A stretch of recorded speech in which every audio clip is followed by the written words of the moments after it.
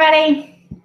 Hey, Keiko, how are you doing? I'm good. How are you? We are having a ball. How is everybody out there in Facebook land? Anybody joining us? Love to do some shout outs. Anybody's birthday? Ooh, birthdays. A lot of people celebrating birthdays in quarantine. Well, that's how do you celebrate birthdays when you're quarantined? Actually, I don't know. I mean, do you still have a party? Is it a virtual party? Is it a Do like a lot of people are doing like Zoom parties. Zoom parties? Yeah. Huh. Sounds like fun. How do you eat cake and stuff though? Well, you can make your own cake. Everybody's got to make their own cake. Pretty much. Well, that's kind of stinks. Huh. I am going to share this out so we can get some more people in here. Okay. Do that. What have you been doing, Keiko, with all of your time that you, I know you've been working a lot because you and I have been chatting every once in a while, but what you been up to? So, I have been getting a lot of work done, which I do really appreciate. This kind of quote unquote downtime. But I've just been spending time with family, which is really nice. Yeah. You know. And how long have you been married?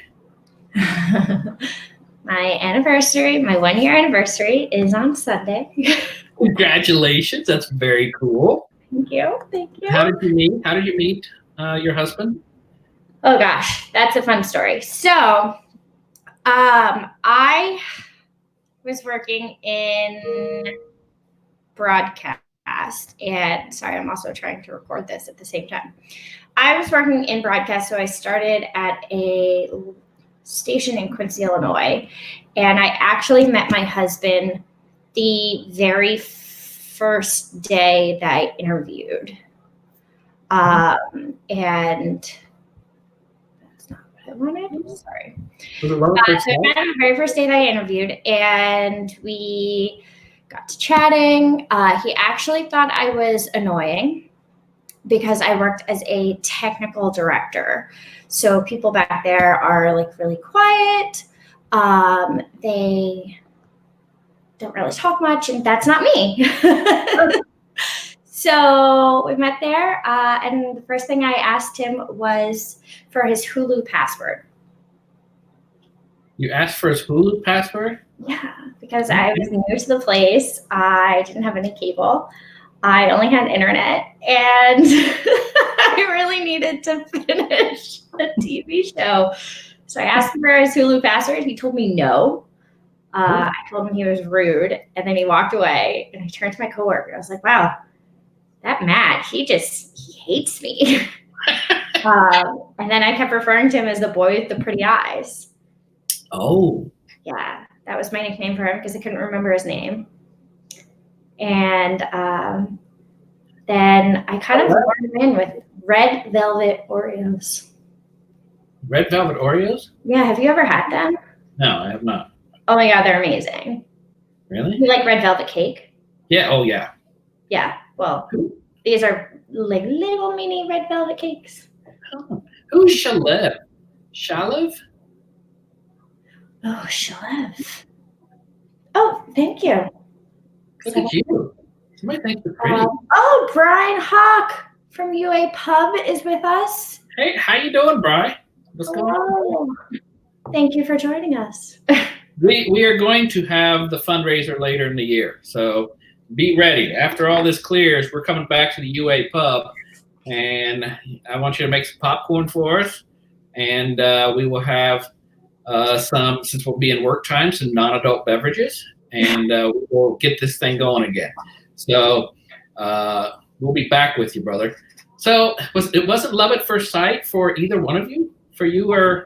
No. My mom will tell you that I would call her up and complain about how annoying he was. Really? Yeah. I think I broke up with him 3 times before we even started dating. Uh-huh. And finally one day my mom was like, well, what's so bad about him? I was like, oh, he's just always like bringing me coffee. the other day I wanted to go to the gym and just be alone, and I came home, there was a bottle of wine at my front door. She's like, God, he sounds awful. So I decided maybe I should give him a chance. And then here we are 5 years later. 5 years later? With a kid. You got a kid? We've got a kid. We're married. We've settled down, looking for a house. You finally jump-started your career in suicide prevention. Jump-started my career in suicide prevention. We're living the dream, honestly. But what have you been doing during this time since last week? Well, my son, my 10-year-old, finally. By the way, hey, John Dudley, how you doing, my man? My son has annoyed us. He lost a tooth, like one of these teeth. Did you start this by saying your son is annoyed? Well, like you. He's been annoying us. Well, I'm annoying too, but he's been annoying us. So he's been like, where's the tooth fairy at? Where's the tooth fairy? Where's the tooth fairy? Because of quarantine, can't get to the bank. So I went in one day because I had to sign checks and all that. So I went to the bank, and he's like, where's my tooth? So we had to tell him that the tooth fairy was not real. So, yeah, that was a big thing. So he's like, why didn't you just go to the ATM? Because I was frustrated at that point. And so I just took the money out of my pocket. I gave it to him, and I said, there. And he said, I knew it. I knew you were the tooth fairy because nobody would break into our house. You ruined that for him. Well, he is 10. You can't be like 15 and still think there's a tooth fairy coming on. So. Listen. Oh, hi, Deb. That's my cousin Debbie in Boston. Oh, hello. Boston. She's not exactly in Boston. You're the worst. You're ruining your son's dreams. I feel like you kind of owe him like $20 now. Does your son have teeth? Hey, there's Anne. Hey, it's your dad. Hey, Dad. Oh, and Anne Marie Medina is my aunt. Look, it's like a family party now. No, this is kind of exciting. So yeah, there's my son. Is that your son? No, he's 24. That one is. So. Did you just ruined it for him too? Though. Right. Great. So yeah, that's what we did this week, and still no haircut. No haircut. We are just doing our thing. It is brought to you this week by Blow Off Duster, which I think is pretty exciting. So we're still looking for any kind of corporate sponsor for this. So Blow Off, the makers of Blow Off. These chats. Huh? No. All right. I have a good question for you though, before we get to our guests. So the other day I was sitting in my son's room, rocking him to sleep for nap time. Mm-hmm. And I was trying to, Flip Talley is actually my mom because my dad has her phone. Hi, Mom. Wasn't your dad Flip last week though? Yeah. But my mom has my dad's phone. She doesn't know how to sign into her Facebook from his phone. Anyways, so I was rocking my son to bed and I was getting frustrated. He wouldn't sleep. And finally I was like, all right, Keiko, what are two good things that have come out of like social distancing or quarantining? And if you guys are watching, which 24 of you are, let us know what your things are because we'd love to chat with you about them. But Tony, what are two positive things that have come out of this whole situation? Well, first off, I have to say hey to Nathan. Nathan, my man, how you doing? So one is I've been working out more. I've been doing Peloton. That's awesome. Yeah, when I get back to work, I'm probably going to have the body of a Greek god. A lot of people may want to rename me David. Hey, your kid's around. Sorry. He's right behind me. He's watching Dino Dino though, so he's not screaming. Yeah, I'm gonna have a pretty buff body, probably. I'm excited for you. And then actually being able to pitch like baseball season starting. So I've been able to pitch to Nick and get him, now that the whole tooth fairy thing has gone out the window, we've been playing a lot of baseball. I wouldn't teach him how to throw, though, since you told him the tooth fairy is not real. That's just going to end badly for you. That would be good. All right. Well, those are good things. See, I feel like one thing that we have to keep in mind is just like keeping the positivity going. Like, just thinking about two things really like calmed me down. Let's see. Deb says family time together and cleaning my house. I like that. My house is pretty clean. Yeah, you can only see my kitchen.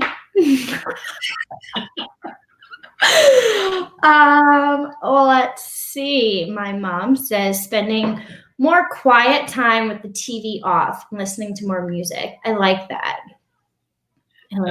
Right now, are you guys big TV watchers in your house, Tony?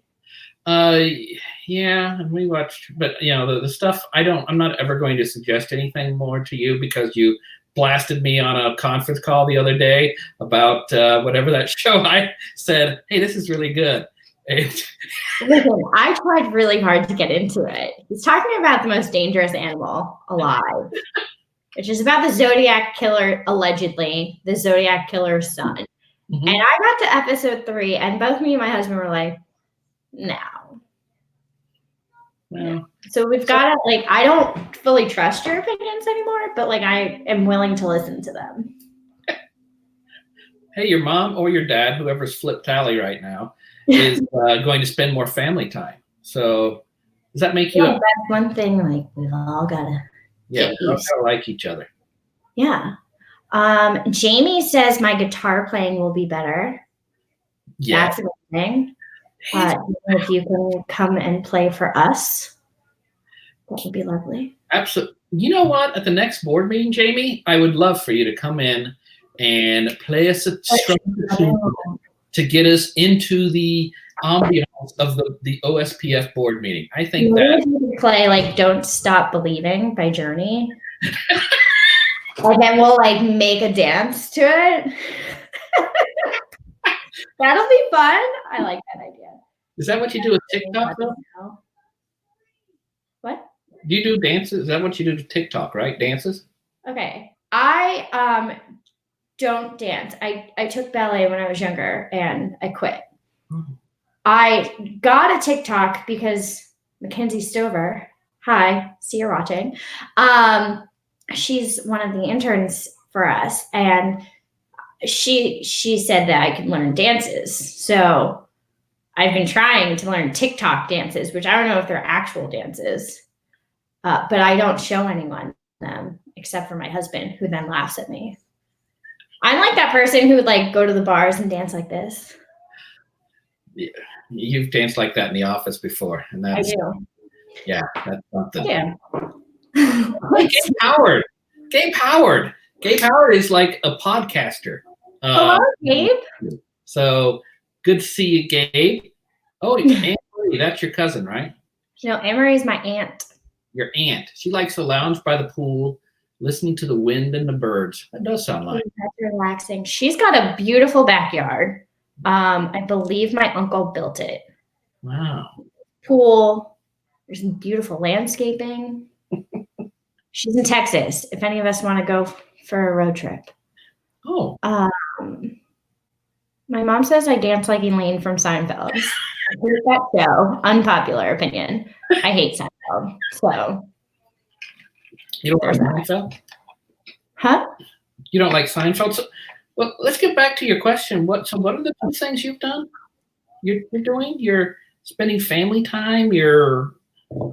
Yeah. So my 2 positive things. So my husband is going into work late since he works for the news. Like he's got specific assignment all week, the same assignment. So he's been going into work at like 12, but still getting home at like 6 or 7. So I really enjoy like our mornings together. It's like half a day, all of us together. Then the other half of the day, I get to spend like quality time with my son. So that's one thing. My other thing is catching up on my favorite things. So I like to listen to podcasts. Uh-huh. And today I introduced the Newsies to my son, which is a fabulous musical. Oh, is it a musical? I didn't know. It is. It's about the 1899 newsboys strike in New York. Oh, wow. It's great. It's on Disney Plus. Highly recommend it. That's like for a 1-year-old? No, I think I watched it when I was in middle school. Okay. But you know what? Owen's really sophisticated, and it's singing and dancing. So, like, what can you not like about it? You know, it's great. Yeah, I've not even seen Hamilton. So, you ever seen Hamilton? No, I don't know if I would like Hamilton. I'm more of a Hairspray gal. If I had to pick a musical, or Jersey Boys, that was a good one. You know, I got my first French kiss when I was in high school. When I was in, what was I in? I was in. Your wife is watching. Just let you know. 7 Brides. Oh, I was like 15. 7 Brides for 7 Brothers, and the girl that I was teamed up with, like, French kissed me on stage our last night. It was like, wow. So that was pretty exciting. Interesting. Your wife is so glad that you just told all of Facebook. Jennifer Stover says that she has been stuck. So Jennifer is Mac's mom. She's been stuck with Mac till August and had to do a TikTok video with my family. I hope that she posted that because I can't wait to go look for that. That's awesome. Shalev, please tell me if I'm saying your name wrong because I hate when people say my name wrong. Listens to Pandora on her TV all day. That's good too. Pandora on the TV, listen to some music, turn off the news. No kidding. I'm on Facebook Live. I like have to pause when I wink. It's a little. Facebook Live brought to you by, remember, a little off. So look at that. We get numerous product placement ads if you sponsor our show. So that is what we're doing. But Angelina says that my son is so smart, and you're right, Angelina. But Luca is too. She has a son named Luca, and he's adorable. How old is Luca? Has to be close to 1, right, Angelina? Tell me if I'm wrong. He's got to be close to a year old. Were you pregnant at the same time? No, Owen is almost 2. Oh, I thought he was 1. No, he's like 20 months or something, 21 months or something like that. Yeah, see? Luca is 11 months. Well, I'm sorry. I don't know what anybody is. It's okay. It's fine. So we've got somebody else today. Is that correct? We do. We've been having him sit aside for a little while. Do you want to introduce him? Yeah. So if you came to our conference last year, we were able to snag the mental health comedian, a guy named Frank King, who he's been a writer for The Tonight Show. He has done, he's a comedian that goes across the country, shares stories about his own issues with mental health and suicide, and really is just not only a great speaker, but also someone who has become a good friend. He even met me. I drove from Seattle and he drove all the way from Portland. We met in the middle, like 2 hours to meet and have lunch like a few months ago. Just for lunch? Yeah, it's just for lunch. Like for lunch. What's that? Where'd you go for lunch? It was pre COVID-19 lunch. It was, I don't know, it was beside this beautiful like river thing. You'll have to tell what the city is. And it was really, really pretty and almost romantic. So, but we won't go there, Frank. So, but yeah. So if we want to bring in Frank King and let's bring him in. Hi, Frank. Hey, just one thing to say. Just a small town girl living in a lonely world. She took the midnight train going anywhere. Sorry. No, don't ever be sorry. Yeah. Great song. Don't stop believing. I love The Journey. I do too. I honestly, let's just have you sing the rest of that song. That's right. Okay. Gabe Howard, I think, lives in Portland, although he'll never return an email, even though I'm only 2 hours away. So, hey, Gabe, how about returning an email? We're both depressed. We're both suicidal. Come on. I mean, we got a lot in common. My first French kiss, Meg Scott, the governor's daughter, Raleigh, North Carolina, in a theater. I put my arm around her. She leaned over to kiss me. I'd never been French kissed before. Yeah, and I had no idea what was going on. Her tongue slamming into my teeth. I think she's having a seizure. Wait, when you put your arm around her, did you do like the old school, like? Yes, I did. As a matter of fact, a friend of mine told me that's how you do it. Yeah. Yeah, like, yeah, you fake a yawn. Yeah, her tongue slamming into my teeth. I think she's having a seizure. I elevated her leg, so it worked out fine. But and my first date, I was telling, I heard about your first date. Yeah. So how do you get in good with Keiko? Listen, dude. Ever heard of Hulu? Yeah. I really wanted to finish Empire. What was the show you wanted to finish? Was it that one about time travel? That one with the woman who goes back and forth in time? No, it was Empire. Oh, Empire. Okay. All right. It's a good show. Agreed. So let's see. First date, French kiss. Oh, my first date. I told Tony. Is it okay to tell the story, Tony? Up to the last part, yes. Yeah, the punchline. Okay. Right. San Diego, California. It was a tremendously gay neighborhood. There were a lot of Lacage bars. And I saw her in the checkout line at the grocery store. So I hustled up, went through the express lane, and waited for her outside. And she was packing her bike bags. Because in San Diego, you can ride your bike year round. And I coughed. She looks up. I give her my business card, my brand spanking new white collar comedy business card. And I'd written a pickup line, which was, if you ever need a laugh, give me a call. And I walked away, which I thought was just, brilliant, because you're not saying, hey, baby, let's go out. She called my answering machine, left her work number, smart girl, and we made a date for the following Tuesday. Well, because the neighborhood was tremendously gay with the bars where, like the boys will be girls bars. And she was very muscular, wearing a ton of makeup and false eyelashes, and just absolutely gorgeous, far out of my league. I began to worry, she might have outdoor, not indoor plumbing.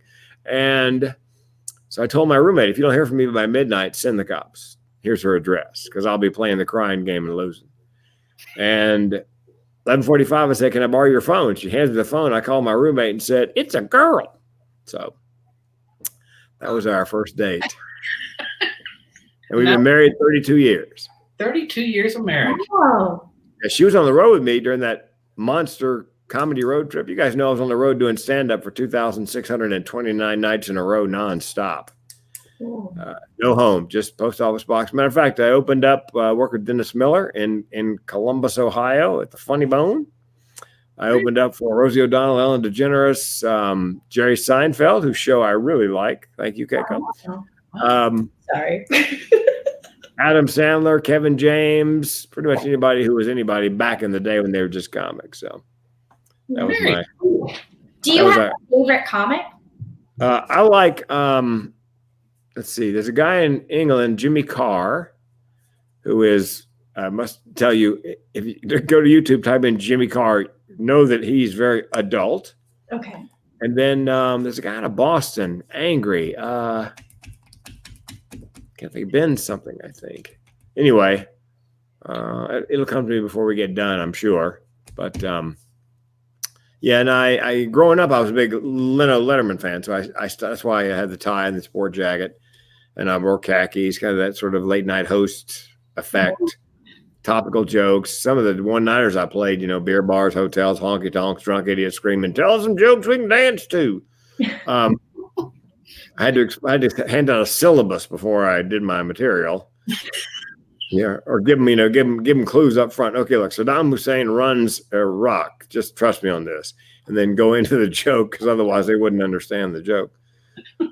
So, Jennifer Stover wants to know if you've ever worked on a cruise line. No, I never have had the pleasure What Jennifer would really like to know is, am I the contagious comedian? Am I the guy that everybody from the Daily Mail in London to New York Post to Entertainment Tonight and Inside Edition and Time and Newsweek claimed had jumped quarantine, which made my life miserable for about 2 weeks because I was never quarantined. Nobody on my ship ever had it. All 2,500 of us tested negative, but when they wrote the stories about me coming back to the U.S., they all said, quarantine comedian slips quarantine. So people thought I came back here to kill people, and I'm in the suicide prevention business. So, why would I get sick and go on a plane full of 300 people and kill them all? I mean, how far behind would that put me for the year in saving lives? So, yes, the answer is correct. My cruise career is over now, thanks to the media, thanks to the Q word, quarantine. So, yeah, I changed my home phone number, deactivate 3 social media accounts. I mean, my neighbor said, don't let your husband come out of the house. We'll put food on the front porch. It was awful. It was. And at work, my lovely wife has a public facing job in a grocery store as a cashier. And if she heard it once, she heard it 100 times. Are you married to that guy? Oh, jeez. Yeah. So I finally bought the domain name, the URL, imthatguy.me. Oh. Figuring. So my next TED Talk, which would be number 6, he said, bragging, will be going viral, how the cancel culture and the coronavirus killed my comedy career. So, well, I'm glad that you don't have corona. No, I tested. I'm one of the very few people up until the last couple of weeks that only tested 536 people from the U.S. And I was one of them. I tested in Cambodia with the Pasteur Institute with that World Health Organization test that they had offered us in January that we turned down. So I'm the safest person in Oregon to shake hands with at this point. But I'm glad that you don't have corona. I'm glad that you're here. Yeah, me too. And I was reading through some of your things that you had sent us over, and I wanted to ask you, you mentioned in the reports that I was reading that physical distancing is better than social distancing, correct? Yes, absolutely. Can you explain why that is? Well, they're not suggesting you become a hermit. Although I got to tell you, there's a reason you never see any young hermits. They're always some old guy. Mm-hmm. And we're talking back hundreds of years ago, hermits. And the reason they got old was because they never, saw anybody. So they couldn't catch any communicable diseases. So they self-isolated back then. No, yeah, there's social distancing and then there's isolation. Right. I think, you can go for a walk. You can go for a bike ride. You can go for a run, as long as you stay, 6 feet from whomever when you're doing it. At the grocery store, I don't know if you saw, but they got the tape on the floor. So when you're in line at the grocery store, you're 6 feet back from the person in front of you. And yeah, I mean, I think it's those are practical suggestions. I think isolating yourself, especially for those who are perhaps already depressed and having thoughts of suicide. Although I got to tell you, kids, several friends of mine, oh man, Frank, I'm so depressed, neuronormal people. I'm so depressed about the coronavirus, about being isolated, about being home with my 3 kids for the next 6 weeks. I just can't seem to get out of bed in the morning. Oh, really? You can't get out of the bed in the morning? Tell me about this. How does that feel? I think people who, like me, who have major depressive disorder and chronic suicidal ideation should be teaching resilience classes. Okay, here's how it works. You're going to be in your house and not going to work at length. So my suggestion, and some of these I got from that astronaut who wrote an article for Forbes. He was in the capsule there, the space station, for a year, pretty much by himself. So he had some suggestions on how do you, and he said, you need a schedule. You set the alarm, you get up same time every day. You shower, you shave, you wash your hair, you get dressed as if you're going to work. And then you make a list of things to do. And was it something I said? No, she's getting her kid. Sorry. I see. I'm talking in monotone. I see. So apparently your Hulu subscription ran out and then you got that trial. So sorry. That's okay. We won't talk about the Easter Bunny. By the way, this is what a Hulu subscription gets you right there in your lap. Yeah. He's darling. Go Yes, on. so the astronaut said, and I agree, you need to make a to-do list. And this is something that depressed people do all the time. It's called gamification. I don't know if you guys are familiar, but you make a game out of it. If I'm wretchedly depressed and I can barely get out of bed in the morning, I make a deal with myself. I make a list of a to-do list, like half dozen things that are achievable, in an 8-hour day. And I mark them off as I do them. And the game is, when I have marked off the last item on the to-do list, I don't care if the sun's still out. I can go back to bed because that was the deal. That was the game. To get myself to the gym, I make a deal with myself. When I get to the gym, all I've got to do is 1 rep on 1 machine or 1 set of dumbbells, and I can go home. Wow. Now, as you might imagine, every time I go to the gym, I do more than 1 rep on 1 whatever. Right, but you got yourself there. Yes, and that's the game. But the reward is, if I'm wretchedly depressed and I can barely get out of the driveway, I go in and do 1 rep, I can go home. I always end up doing quite a bit more. Although the other night I was really tired, somewhere traveling. It's about 6:30, and I thought I need to go to bed, but I had my gym clothes on. I thought, okay, I went down to the gym at the hotel. I did 1.5 minutes on the elliptical runner. I'm out of here. You did it. Yeah, so that's a technique that people who have depression often use, that gamification. Right. Also, stay in touch with friends and relatives. Skype, FaceTime, Zoom, Facebook Live, whatever. I mean, there's a way to stay connected. Phone call, old-fashioned phone call is a good idea. And I suggest that one of the ways that people who are depressed get to feeling better is if you take the focus on yourself and you do something for somebody else. So we have a friend who's 94. And so I call her every day because she can't go anywhere. At 94, she's wisely staying home. And she normally has friends come over several days a week and then goes to church on Wednesdays and Sundays. She can't do any of that. So I take the focus off me for half an hour and I give her a call. Does that make sense? Yeah. Doing something for someone else takes the focus off you and your situation. Right. So simple things like that. And then I believe, again, that also makes you feel a little brighter, right? Yeah. Kind of listening to someone else and caring about their situation. And, I believe in a holistic approach to living with a mental illness, not just medication, not just pharmaceutical. I believe, good night's sleep, diet, exercise. I have a very specific diet and exercise regimen. I've got some stuff here at home, some stretchy bands, and since I can't go to the gym, and medication and meditation. Take 2 30-minute meditation, sort of cat naps a day with a guided meditation. So again, it's about routine. It's about getting up and having a list of things to do and having a routine, because you're kind of at loose ends. You're used to going to work and then your work is there and there's a pile of work and you work your way through it and then you go home. But at home, even if you're working at home, and I think for people who have always gone to an office, and now they're forced to work at home, it's difficult to work at home because there are distractions. Some cuter than others. Yeah. And if you're working from home, by the way, here's something you should be aware of. And even my wife does this to me, although I've been working from home for as long as we've been married.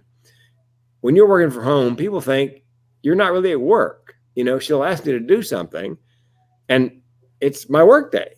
Right. So, happy wife, happy life. I do my best to accommodate her. But people think if you're at home, you're not really working. So you've got time to do all these other things. Could you say that one more time, just in case my husband missed that? That's right. If you're working from home, the keyword is working. And just because you're at home and have access to the, you didn't clean the house. Well, I was working today. What do you mean you're working? You're home all day. I was working today. So yeah, it's a misconception both by your family and the wider world. It's like when I traveled to go do a speaking engagement.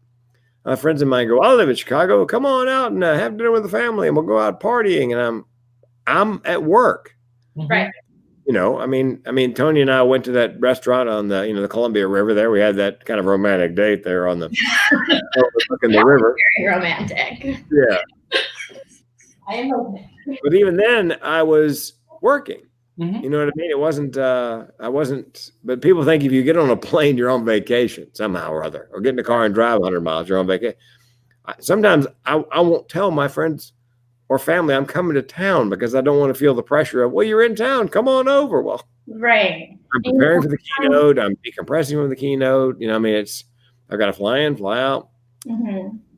I mean, I do my best if I'm going to be there to spend time with them. Right.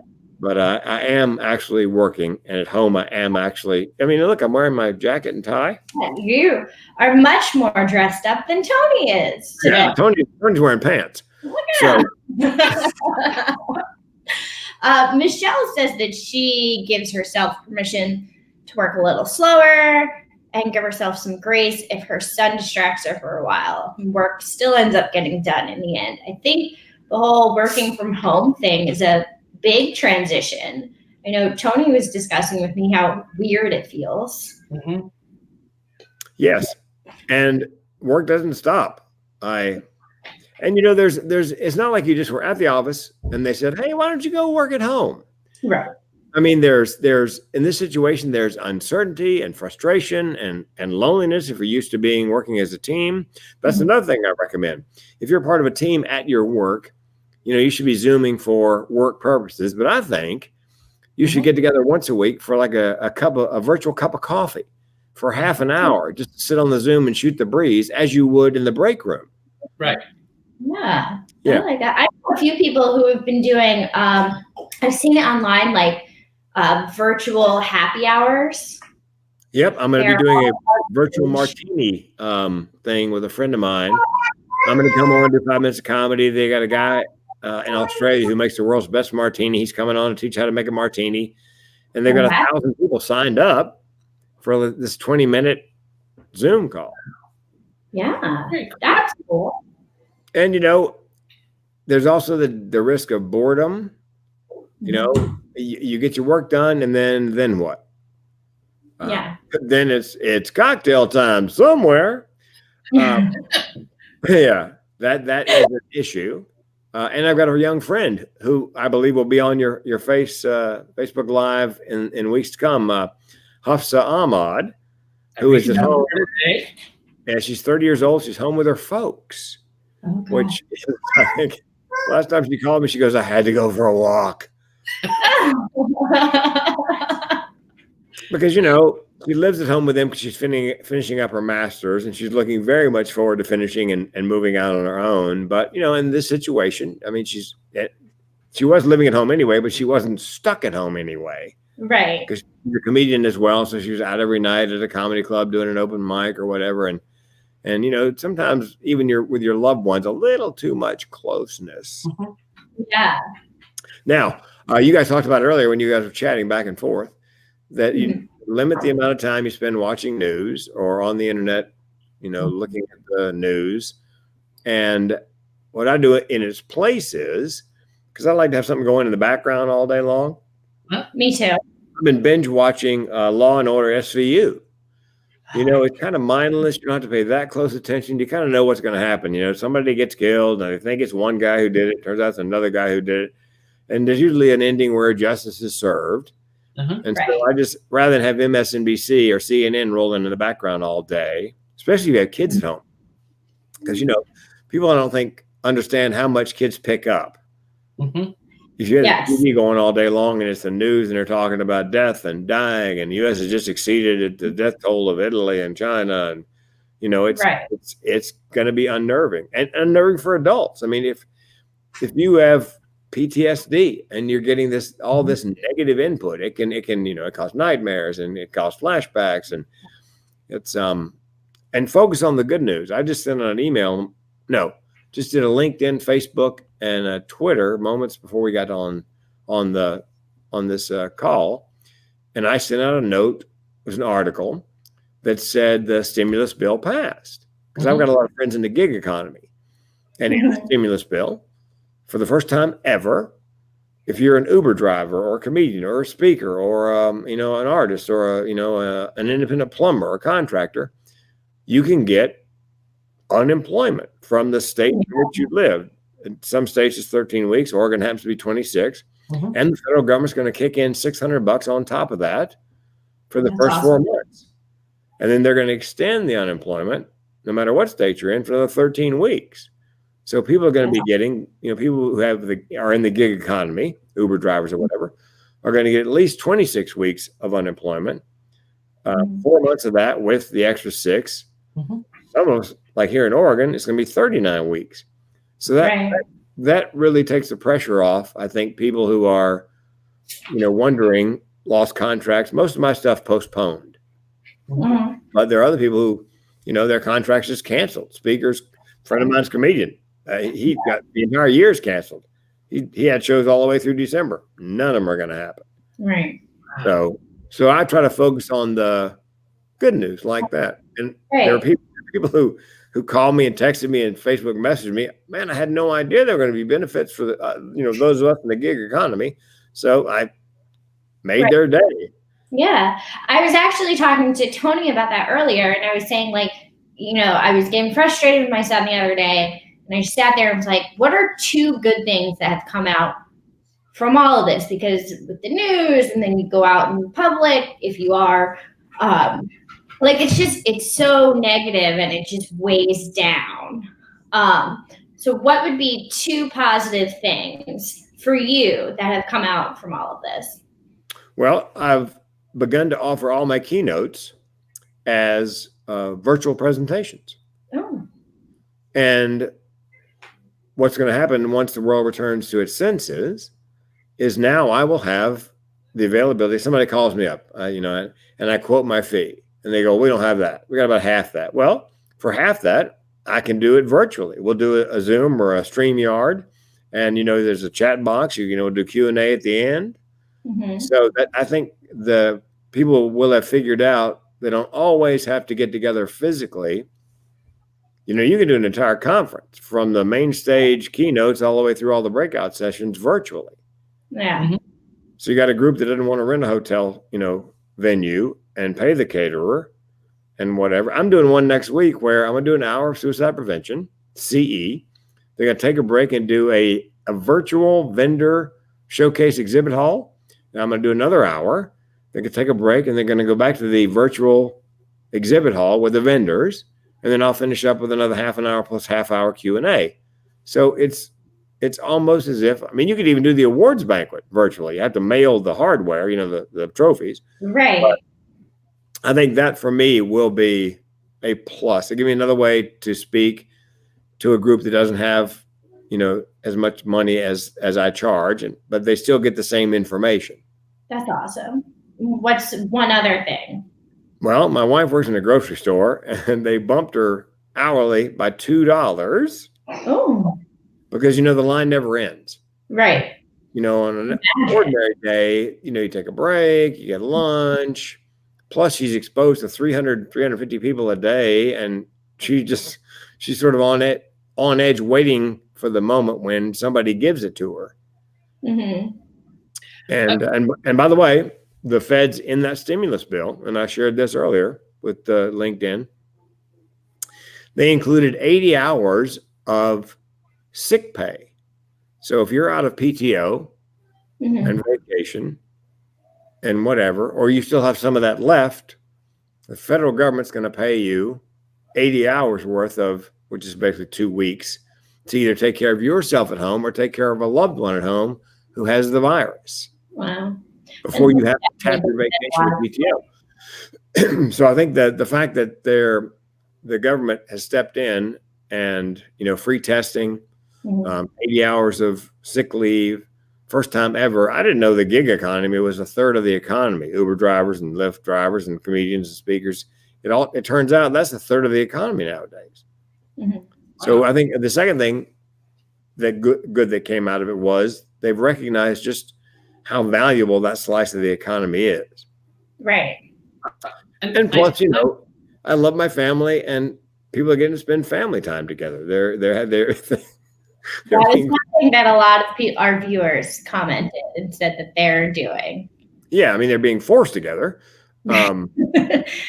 Forcibly done. And there is some joke, I don't know if it's jokes or just they think that there's going to be a baby boom in 9 months. And when those kids get like 13 years old, they're going to call them quarantines.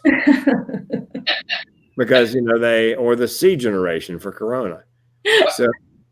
And with your wife working at a grocery store, you probably get first shot at all toilet paper too. Well, yeah, they did actually. One day, everybody worked there got a shot at the toilet paper, and they took it all in the back of the store, and they took it out of the big packages, and they gave them grocery bags, so they could put the smaller packages in the grocery bag. So when they walked out, the regular customers couldn't see them walking out with with toilet paper. And by the way, they open early. Normally open at 8:00. Okay. But they open at 7:30 for the elderly or anybody who's disabled to come in and get toilet paper or paper towels or whatever they need. Right. So it's they're working very hard to satisfy. And I got to tell you, after the stimulus bill passed the Senate, the panic buying began to ease up at our store. And then as it got closer to passing in the House, which it did yesterday, it was almost back to the normal sort of traffic. The first week of this, their sales were up 95%. Wow. People stocking up on canned goods. And so. The other thing that I think is really kind of interesting, at least to me, is that this time of year, especially in a presidential election, the talk of politics usually just is overwhelming. And you almost forget there's an election in, 6 months. So that is fantastic to me, that we're not at each other's throats trying to, display our political opinion. So... Yep. I think that is a third thing that has come out of this is, it's one of those things where people would say with the politics as bitter as they are and, divided, everybody's in their own little camp. People often say, well, if we were attacked by aliens from space, we would all unite, Republicans and Democrats and independents, and fight the aliens. Mm-hmm. Well, it's an alien life force in the form of a virus. By the way, Bill Gates predicted this in 2015. If you go to TED.com, type in Bill Gates 2015 and pandemic, you will see a TED Talk that is just... Really? He said, next time there's a catastrophe, a large, where a lot of people on the planet pass away, it's not going to be a nuclear war like everybody figured. It's going to be a pandemic, and we need to start preparing now. Wow. Yeah. But, I don't think anybody really took him seriously. Right. And I'm with you, Tony. I am enjoying. There was an article, I think, in the New Yorker. It said, yes, the election's still on. I've only seen maybe 2 or 3 people attacking each other over politics. But otherwise, I've seen the majority of people on 2 different ends who would normally be at each other about politics. Just kind of being, it's my dog, sorry, just kind of uniting over everything that's going on. I think that's definitely a positive, that I feel a lot more people are uniting than wouldn't normally be. Yes. And sharing information, like I shared, like I said, friends who had no idea that there was unemployment for the gig economy and also a bonus from the feds and these, and the sick days. My wife didn't know that. She was worried, what if she got sick or I got sick? She'd take care of me. She only had a couple of days of PTO left. Right. Can I give you some action items, sort of just an overview of what you can do at home to stay sane during social distancing? Yeah, of course. Okay. I believe meditation. Okay. There's some wonderful free meditation apps you can download to your phone or your laptop or your smartwatch. Uh-huh. It's a great way to lower cortisol and raise your endorphins and lower your blood pressure. Kind of a reset. And it doesn't have to be anything extensive. I do a 30 minutes called Cat Napper. The cat Is napper. that an app? Cat napper? Cat napper, yeah, from the Monroe Institute. It takes me down, a guided meditation takes me down, brings me back up at the end of 30 minutes. And I do it twice a day. I always do, just for mental health. Right. And people say, this meditation is better than that meditation. It turns out, you know what the best meditation is? The one that works for you. Right. Journal, wouldn't be a bad idea to keep a journal of all the stuff that's happening now, because this is going to be one of those benchmarks. Like when I was a kid, the Vietnam War, the assassination of Kennedy and Martin Luther King, Robert Kennedy. For a lot of kids later on, it was 9/11, or in 87, it was a crash of the stock market. This is going to be one of those things that children who are of an age, probably first grade or beyond, will remember. This, being at home, mom and dad for, at length. We got out of school for the last school ended in March. Right. Exercise again. Okay. As a depressed person, and I imagine other depressed people will tell you this, one of the antidotes to that is action, just moving forward. Okay. Just getting out and going. Fresh air, maybe walk with a friend, 6 feet apart. And healthy meals. I'm on a very strict keto diet. People say OCD like it's a bad thing. Eat the same thing every day, basically same time every day. And I do the intermittent fasting, 18-6. I fast for 18 hours, then I eat for 6 hours. Okay. And it's routine. That's the thing about working at home, because at the office you got a routine. Things happen in the same sequence pretty much every day. So you need to establish a routine at home. That's what the astronaut said. You need a routine, and you need to plan your fun. The new season of Ozark on Netflix premieres tonight. Oh. And I love that show. So I've set a time, I'll stop working, and I'll start binge watching Ozark. Flip Talley has said, it's my father, they love the creativity during these times, like the drive-by birthday celebrations. Have you guys seen those? No. Yeah, so I saw a few videos, and we were saying, how do people celebrate their birthdays during this time? And so the person whose birthday it is will stand outside. And I think the video I saw was some woman with coworkers, and her coworkers decorated their cars with balloons and signs saying happy birthday. And then at the same time, they all drove up to her house, into her driveway, past her house, and were beeping because obviously you don't want to go into her house or close. And that's how they celebrated her birthday. And they called it a drive-by birthday celebration. Well, and there was a hospital somewhere, I can't remember where, that at every shift change, people who lived in the condos, the high-rise condos and apartments around the hospital would come out at shift change and applaud and pound on pans, because these are the frontline people. Right. With their life at risk, reusing a mask or wearing a bandana to keep everybody healthy. So every shift change, they would come out on their balconies and cheer. I mean, I wept. It was such an amazing, spontaneous, and then it became a habit that they do it every shift change to applaud those people who are willing to go in and, and with minimal supplies. And now I also recommend, it's said in the article, pick up a book. I'm a big Audible guy.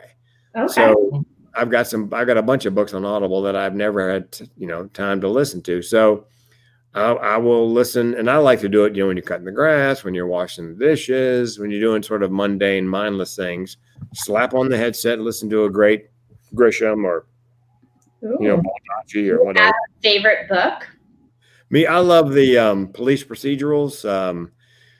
Let's see, James Lee Burke writes the Dave Robo Show, and there's the Bosch books by.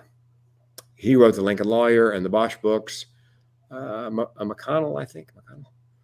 I just like the police procedurals, as my wife goes, you like what you like? You like all God's creatures shot and stabbed. If somebody doesn't die in the first chapter, you don't care. I get that though. I like murder books. Well, I always wanted to be a cop. I came within inches of being a police officer in Seattle. I mean, I when the last recession hit, and my business dropped off 80%, and I learned what the barrel of my gun tastes like. By the way, spoiler alert: I did not pull the trigger. I applied with 12 different police departments in the state of Washington, and I came awfully close to be close enough that I made the short list, and they sent 2 detectives to my house, our house, because they want to know what your home life is like, and they want to surprise you so they can see exactly how you live.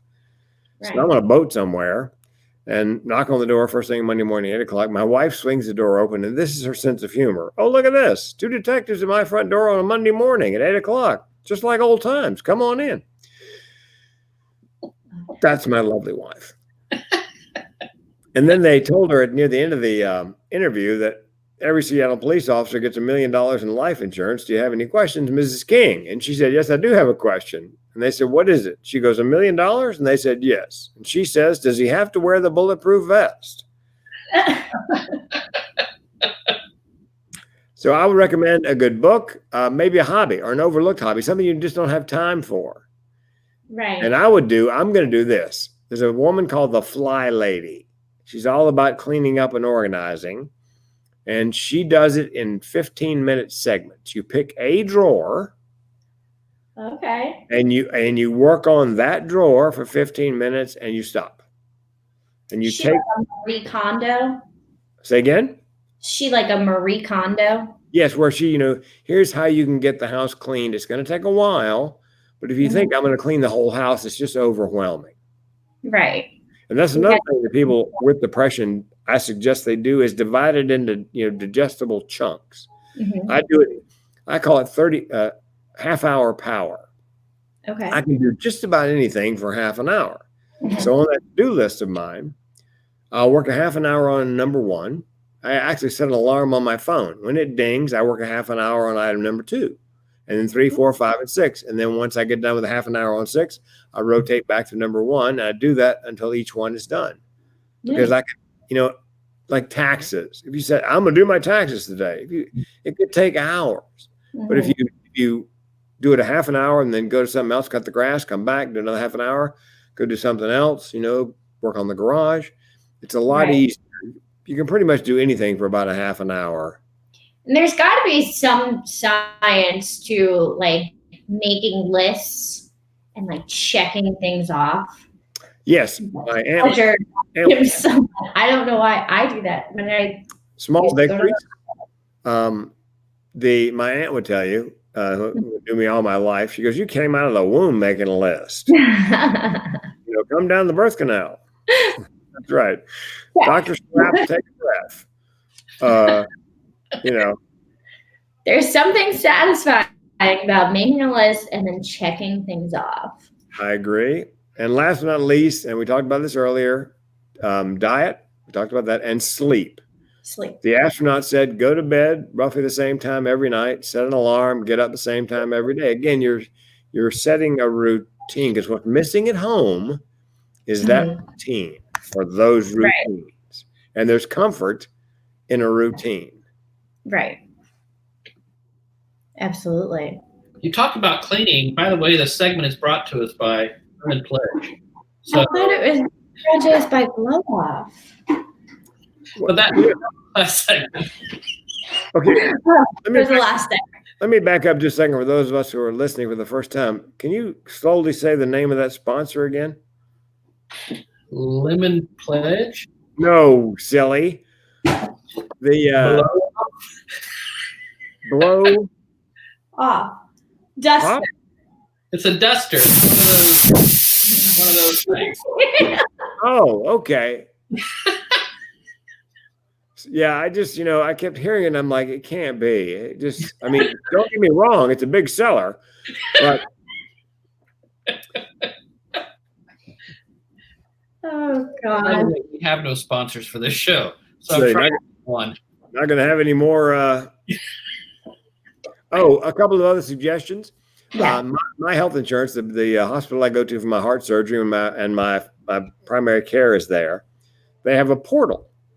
And I can email my cardiologist or email my primary care through the portal. So, you can't go to the hospital because they won't let you in, but Right. you can contact if you're worried, you have symptoms or someone you love have symptoms. Stay in touch with your medical providers. It may take them a day to get back to you because they're a little busy. Same thing with your employer. Find out, how things are going. Where do they stand? Are you going to take advantage of some of the, I think some of the stimulus is if you've got employees and they're still working, you can get stimulus money to keep them working. So find out from your employer, because what really stresses me is not knowing. Right. I think that's the one thing that I've heard from a lot of people is during this whole time, the one thing that bothers them the most is just not knowing what's going on outside, not knowing when they can leave their house, not knowing, when's the next time they can go to a movie or something. I think that's a big problem for people right now. Well, and also I think you need to keep an eye on your finances. I read an article about a guy who he was terrified because he'd been laid off, and of course unemployment hadn't started yet. And by the way, there's normally a waiting period, like a week or two for unemployment, and they've done away with that in the stimulus bill. Yep. He just kept writing checks for groceries and whatever, hoping that each one would clear. He was afraid to look at his balance. Mm-hmm. And I think you have to bite the bullet and take stock. And here in Lane County, there's one website you can go to, and you type in, you live in Lane County, your age, your income level, and then it takes you to a site where it tells you which, if any, social services are available for you. Food stamps, assistance with your power bill, that kind of thing. Mm. You need to take stock of your financial situation. And also, if you're worried about your mortgage. A friend of mine's in the mortgage servicing business. He said, look, Frank, here's what you do. Call up the mortgage company, or better yet, go to their website, email them, say, look, I've lost my job. I'm not sure when it's coming back. Can't make my payment. Mm-hmm. Ask for a loss mitigation package. Mm-hmm. He said they will give you 3 months, no payments. And at the end of 3 months, if you're still not back to work, repeat the process. You do that until a year has passed. And if it gets to a year, then you say, I'd like a loan modification, which means they're going to take all those payments you missed and add them to the amount of the loan and refigure the loan. Downside is it'll be whatever interest rate is available that day, but you can do an entire year before you have to do the loan modification. And then they would just add that to the amount in the loan, amortize it, set the payment wherever it was. Or if you could make partial payments. So look, I can only pay half every month. Same thing with credit card companies. Look, I want to make a good faith payment. Can we stop the interest and penalties? Just freeze them for a time. Well, and I know that my car company has said that if you are facing unemployment or something, that they will allow you not to make a payment for 120 days if you can prove that you're unemployed and this is going on. So I think some companies are also offering that trying to be understanding about this kind of unprecedented time in history. Yeah, and I think I heard the guy, the chief of the Fed, can't think of his name, first time he'd ever been on the Today Show in the history of the Federal Reserve. And he said, look, this is not like the last recession. Mm-hmm. This isn't something where the banks, went crazy with the mortgage-backed securities and crashed the world economy. Mm-hmm. The world economy is good. The economy in the U.S., was strong and will be again. There's not an economic cause to this crash. Mm-hmm. It's just that, people are told to, socially distance and stay home and quarantine themselves until this, peaks and begins to pass. So the economy will come back. Right. Last time it was just, the last recession. It's so he says not even comparable in terms of. There was one tweet that I saw from Governor DeWine, and he said, at this time, it doesn't hurt to ask for help. Nobody should be ashamed of, reaching out, asking people for help at this time. And I think that's really important to take away too. Yeah, when we filed bankruptcy back in 2010, which, by the way, it will be August 10th of this year will be the 10-year mark where the bankruptcy comes off your credit. Mm-hmm. And I called my bankruptcy attorney. I've stayed in touch with her, let her know that we've clawed our way back, and I was having the best year of my speaking career. And I said to her, filed Chapter 7 last time for a lot of reasons. I said, am I eligible on August 11th to file Chapter 13, wage earners plan? She goes, yeah, I hope it doesn't come to that. But, once you hit that 10-year mark, 10 years in a day. So, yeah, I reached out for help. I don't think I'm going to get to the point, especially now with the unemployment, Right. coverage for gig workers. But I think you need to be proactive. You need to reach out to the credit card company and the auto loan company and the mortgage company. And, and if it looks like you're going to have to pull a bankruptcy, start researching.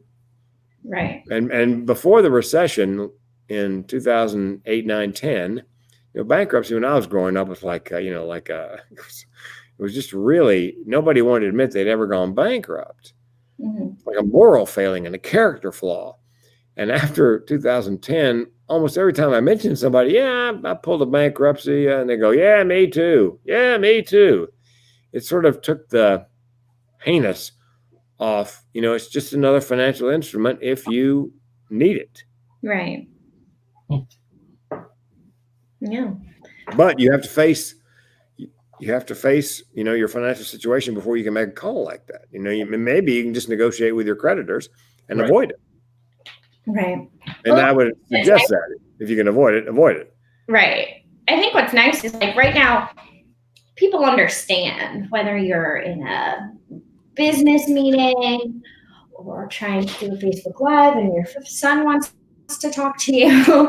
Like people understand right now. So if you do call up your physicians or your bills and just kind of explain your situation, I think people are like, all right, I get it. Yeah, because everybody is well aware. Right. Of what's happening. An isolated thing. It's a global thing. I do think one unhealthy thing is trying to force us back to work by Easter. No offense to our president, but I'm not sure that's a great idea. Mm-hmm.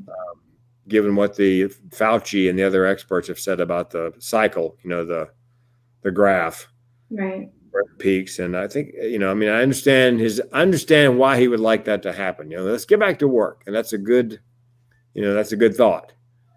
But I'm not sure we can force it at this point. But I'm 2 classes away from a degree in economics. I should have finished that, and I probably know the answer. But. Well, and I think also to the point of you said, being able to ask for help, also us being able to remember to offer help. That if you see somebody who's struggling, hey, what can I do to help? We're all in this together. So let's share whatever you want to call them, blessings, gifts, whatever that we can with other people as well. Well, and I would give this advice, and my wife taught me this, is when you offer help, like somebody pass away in the family, listen, if everything I can do for you, let me know. Mm-hmm. She said, that's good. But a better way is, listen, if you need me to do a grocery store run or a pharmacy run or walk the dogs or take the kids to Little League, give them a solid list of things they might need. And that you can do. Beg pardon? And that you can do. Yes, those are dinosaurs. You need a babysitter, I need a babysitter. Yeah. You need a little Ritalin. What? Okay. He's darling. Well, Frank, I would also love to. I know that we're paying you by the minute now, so we're speaking of bankruptcy. But you, so we know that you have a couple things that you have out there. I know you have a website, you've got a podcast, you have, I think you said you have a book coming out. Yep. Yeah, the book is Guts, Grit, and the Grind. Came out 2 weeks ago. Probably the world's worst timing. It's a men's mental health manual. My co-authors, Dr. Sally Spencer Thomas, big deal in the world of suicide prevention, and Sarah W. Gare, who teaches suicide prevention to first responders. Put a book together because we couldn't find a book on the shelves, even online, on men's mental health. Yeah. And 8 out of 10 people who die by suicide in this country nowadays, roughly 8 out of 10 men. We're I'm actually getting ready to make a T-shirt with a friend of mine who has a men's Be a Man website kind of a thing. It's gonna be on the front. It's gonna say "Save the Males." I like that. Some kind of the font like the old bumper sticker, somehow going into the water, coming out of the something. And on the back, and I got this from a woman who lost her husband to suicide, it's going to say, so funny on the front, and on the back, it's going to say, hear their cries, don't let them die. Wow. Because, men tend not to reach out. You need to listen and watch very closely with men. That's what I teach in my keynotes, signs and symptoms of depression, thoughts of suicide. Because people say, he never gave any indication. Well, there's a possibility. Well, you guys know. People in the last week rolling up to a suicide attempt give hints. 8 out of 10 of them do. 9 out of 10. Direct, indirect, verbal, nonverbal. And you just have to know what to look for and listen for. Robin Williams, who never admitted he was mentally ill, I guess I believe bipolar. Yeah. And suicidal. On Terry Gross on NPR one day, not long before he passed away, he said this: life is not for everybody.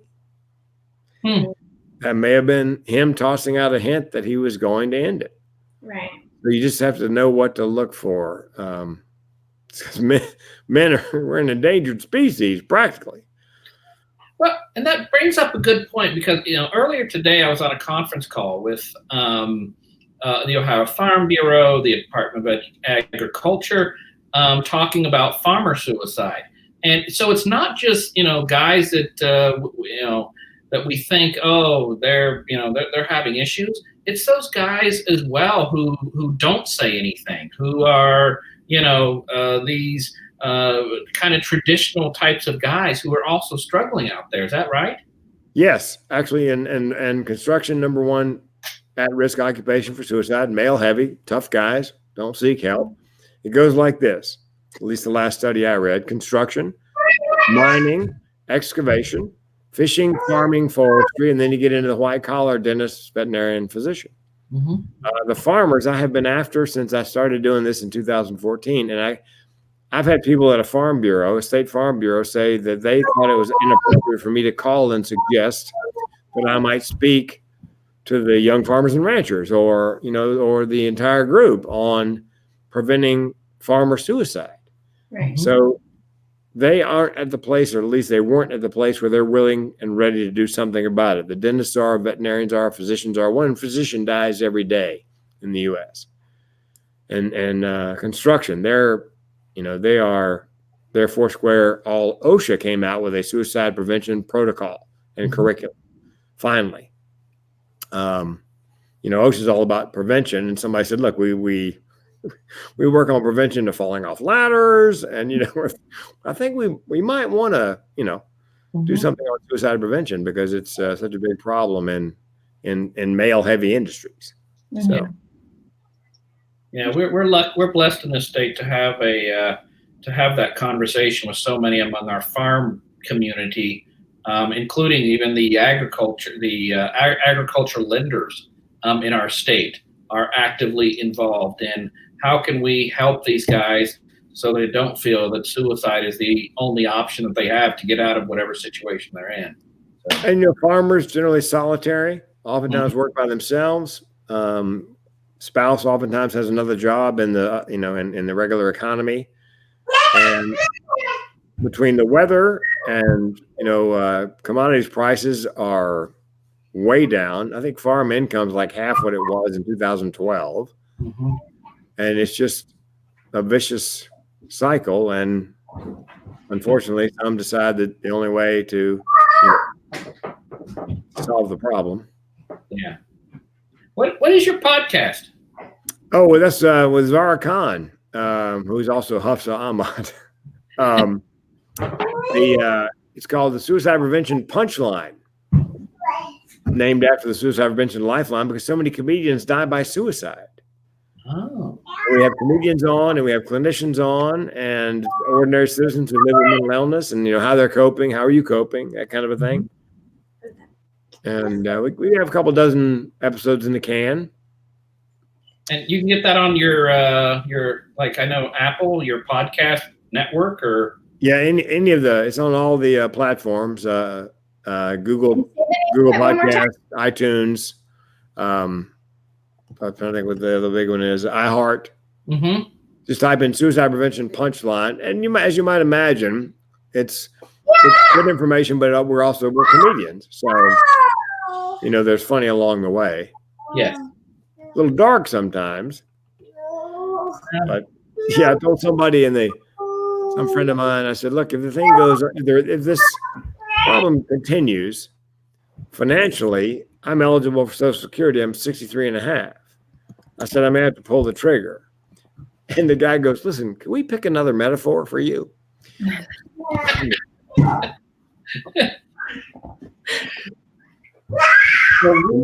another benefit of having friends around and being honest with them about your issues, whether it's financial or mental or the flu. Mm-hmm. Be up front. Like you said, ask for help because people really generally want to do whatever they can to help out. Right. Is there anything else there, Frank? We are so happy that you came on with us. It was so, I'm so blessed to have, consider you a friend. Don't get to see you often enough, but, really, really am grateful for all that you do and, and what you do for us. So thank you. Well, I just want to say, I'm just a small town guy living in a lonely world. You didn't like the same. Oh, listen, you're going back. I heard while I was, I was listening in as you guys were chatting back and forth, and you're going to be doing some kind of function in a bar somewhere. So, I cut my teeth doing comedy in bars. So,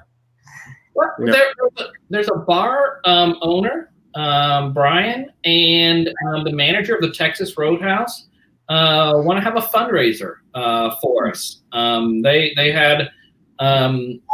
They had a chef who died by suicide, and honor him by having this fundraiser. So we are planning that, and this has been a bit of a stumbling block, but and this is what it's all about. I mean, Texas Roadhouse, what a great partner to have in this, and the UA Pub. Well, and we're going to be doing, Zara Khan, Hafsa, my podcast partner. He did a Zoom comedy thing. Got a bunch of comics together, and they did a Zoom, like a comedy night on Zoom, and it made the LA Times. It's cool. Let's laugh. We all need laughs during this time. Uh-huh. And, it's not funny, but there are laughs, and you need to laugh. It's either laugh or cry at a time like this. Right. So, yeah, you'll really enjoy her. She's quite the character. Awesome! I can't wait to get her on as well. So, anything else you need to plug, my man? Let's see. We plugged the book. It's called Guts, Grit, and the Grind, a men's mental mechanical manual. It's full of car metaphors. My favorite is: don't you wish the guy in your life had a check engine light? It goes off. He goes to the mental mechanic, and the guy goes, Bob, no wonder you're depressed. You're 2 quarts low on serotonin. If men took care of their cars like they take care of their brains, they better buy a bus pass because that's the premise of the, because the car and the brain have there's lots of car metaphors. When you buy a car, you prepare ahead for problems. You have basically a self-care or safe care plan for your car. You get a AAA membership in case it breaks down, jack in the trunk, spare tire, flares, first aid kit. You got to maintain it. oil, top off the fluids, rotate the tires, make sure the brakes are working. You got to maintain your brain. You got to so there's a lot of crossover between, automobiles and taking care of your brain and your body. Right. Because if you don't, the car will break down, leave you stranded, and there it is. Got screwed in the grind. Yeah, there's a guy's head popped off, and we made it just the right size to fit on the back of a toilet tank. Oh, nice. Yeah, so a guy goes in there, and opens it up, thumps at the index, finds his problem, whether it's alcoholism, drug addiction. 12 stories, 12 guys, 12 different problems. Mm-hmm. They were willing to come forth and say what they were dealing with. And, things are good, then things went bad, and downstream, here's how I'm coping. Hoping the guy would look and go, I could do that. And there's clinical information, exercises. It's and we think a lot of women are going to buy it for the men in their lives. Mm-hmm. Absolutely. And turn to that chapter and see how people are coping, Mm-hmm. what are the coping strategies, what's the clinical information, what resources. Right. So, and you can get it right off Amazon. And if you bought it right now, we could have it by Sunday. yes. Sunday, April 19th. Wow. And I'm getting ready this weekend to record the Audible version. I'm going to record the audiobook. Oh, nice. Yep. Listen, That was part of my deal with the ladies. Look, you make me an author, let me do the Audible, and I'll make it funny. well, we are certainly happy to have you. Thank you so much. Keiko, what you got? What do I got? Yeah, what do you got? You got anything? Final words for Frankie? Mr. Cool? Do people call you Frankie? No. Not that are still living. No, actually, at the 76 station where I buy my gas, they call me Frankalicious. Oh. I'm so happy to hear that from you. No. I know. I really on you. Frappuccino.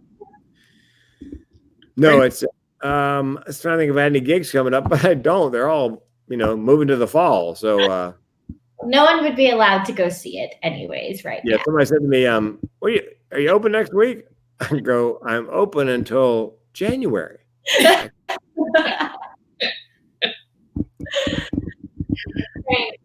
I have loved chatting with you. I definitely think that you've brought some smiles to a lot of people.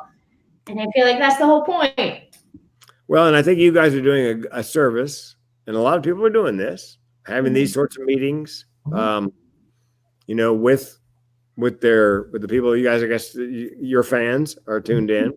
I did one with a company called Smile Source. It's a dental practice management company. They got 700 practices all over the country. We did an hour on suicide prevention because, dentists are at higher risk. Right. So they wanted to, and they have 2 a day. They have 2 of these webinars a day. Oh my God. These people who are, at home. And right now it's like, and I've got I have a 3-hour suicide prevention CE that you can get credit for as a dentist, veterinarian, physician. Mm-hmm. So it's a good time for them to, if you need CE to renew, continuing ed, now's a good time to get it. Mm-hmm. So that's another thing, work on your professional, development while you're home. If you need CE in the state of Washington, by the way, and I hope this goes nationwide someday, every healthcare provider in the state of Washington has to have 3 hours of suicide prevention CE at a minimum to renew their licenses in 2020. oh, Chiropractors, doctors, dentists, hygienists, pharmacists, occupational therapists, doctors, PAs, everybody. wow. Legislation that a woman who lost her husband to suicide pushed through. And I'm hoping other states will replicate, that everybody has to have at least 3 hours of suicide prevention CE to renew. Right. That's awesome. Yep. Well, Keiko, I think we have to end this. I'm a bit nervous because I haven't heard your kid in about 5 minutes. Like my camera too. I don't know where my finger is. Right up here. Yeah. But yeah, he's watching his dinosaurs. Okay. Oh, good. Okay. Yeah, because otherwise, there goes Mother of the Year. Mother of the Year. I'm trying. Are he and the dog alone in there together? That could be a damaging pair. We have 2 dogs, and he lays on one of them. The other one is sitting underneath my feet. But Okay. they're really good with him. But all right. Well, thank you so much, Frank. My pleasure, guys. As Tony said, it's fun to be friends, and in addition to be colleagues, and you guys enjoy Hafsa. She is quite the character. Yes. We will. Thank you so much. All right. Bye, everybody. Bye, everybody. See ya.